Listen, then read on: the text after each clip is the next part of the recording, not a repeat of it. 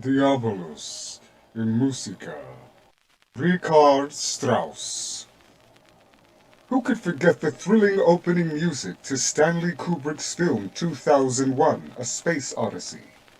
Who hasn't been moved by that sonic sunburst that Kubrick wisely used to herald the birth of conscious intelligence in man's ancestors, and underscored the first use of tools, a weapon, I might add.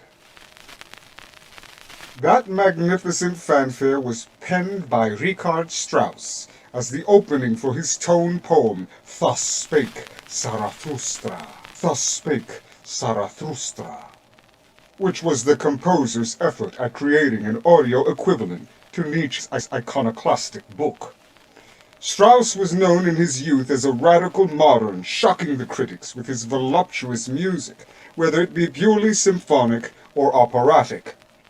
In his final years, he was considered to be an aging reactionary, co-opted by the Nazis, and thus generally ignored by a world that had moved to embrace less human music, that had lost the ability to appreciate splendor and skill. To the modern listener, he appears as an artist that created works of great beauty, overflowing with the joy and struggle of life. Strauss actively rejected Christianity and its disgusting creed of self-sacrifice. He saw life as a heroic battle and himself as his own God,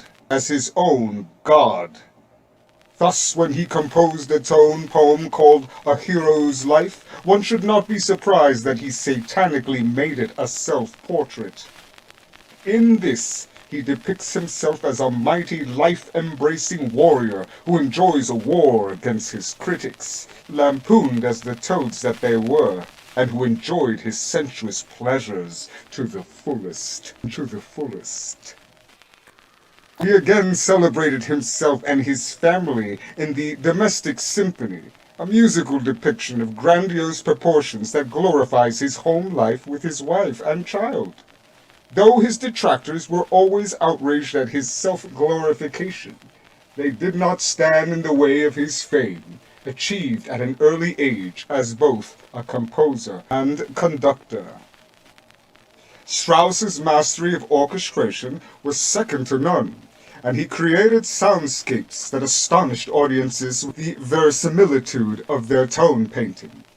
Listen to his Don Quixote, where he uses woodwind and brass trills to sound like a noisy herd of sheep. The storm segment of his An Alpine Symphony is one of the most violent and realistic in all music literature, complete with both a wind machine and thunder sheet. We'll speak more of this piece. As a young man, Strauss wrote Death and Transfiguration, which depicts a man's recollections of his very full life while on his deathbed. Here he likened life to a series of ever more magnificent strivings after one's goals, which are attained. Death is finally heralded by an ominous tam-tam stroke, yet the heroic spirit is not stopped, but soars on to self-glory. When he ultimately lay die, Strauss claimed that it was just as he composed it years before. His operas often caused scandals, because Strauss was not afraid to embrace unbridled lust in Salome, or poisonous vitriol in Electra, using surprising dissonance for the time to accompany lasciviousness and violence on stage. His later operas retreated into a more genteel but elaborately crafted style influenced by Mozartian grace, such as The Knight of the Rose and Capriccio.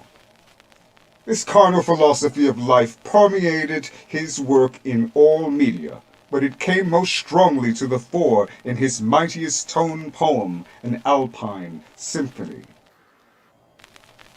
Ostensibly, this piece portrays a journey by a mountaineer, starting out in primal darkness, then greeted by another blazing sunrise and continuing until he reaches the mountain summit, experiences an apocalyptic storm, and then descends to the final darkness of night.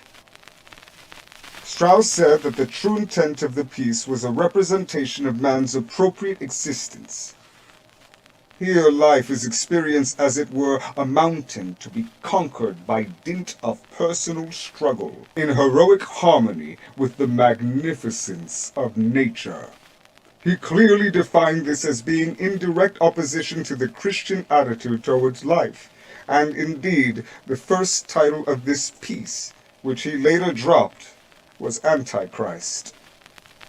You will find here an utterly satanic embodiment of life.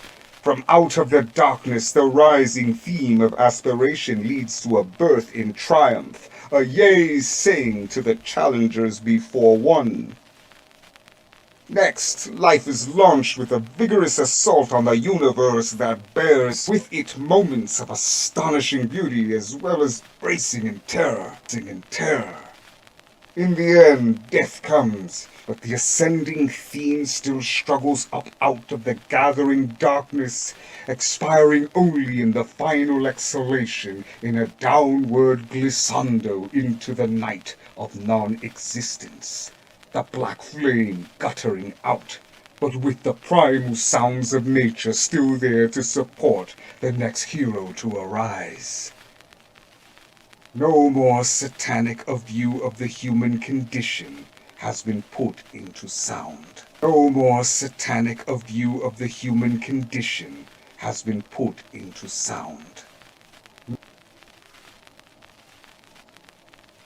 For the listener new to Strauss's works, I recommend that you seek out recordings conducted by Herbert von Karajan and Karl Bohm, as these are superbly realized with just the right touch of virtuosity and violence. First, listen to the tone poems that have been mentioned in this article, and if you enjoy them, move on to his other orchestral and operatic works. There is an exquisitely melancholy work for string orchestra, Metamorphosen, which is a lament for the shattered culture of Germany at the close of World War II, which may move you with its direct emotional expression. Strauss's music is rich in complex late romanticism, which is decidedly passionate and totally Dionysian. Be prepared for the intricate textures, chromaticism, and detailed development of thematic material. At first, just let the sound sweep you along in its epic journey. Later, there is much more to appreciate structurally, if such is your inclination. Try listening to the rest of Thus Spake Zarathustra, beyond the famed sunrise, and you will be amazed at how much more wonderful music it contains, fulfilling the promise of those first few minutes. Yes, Strauss did conquer death, for by hearing his works, you will feel his essence moving within you, and you too will be transfigured.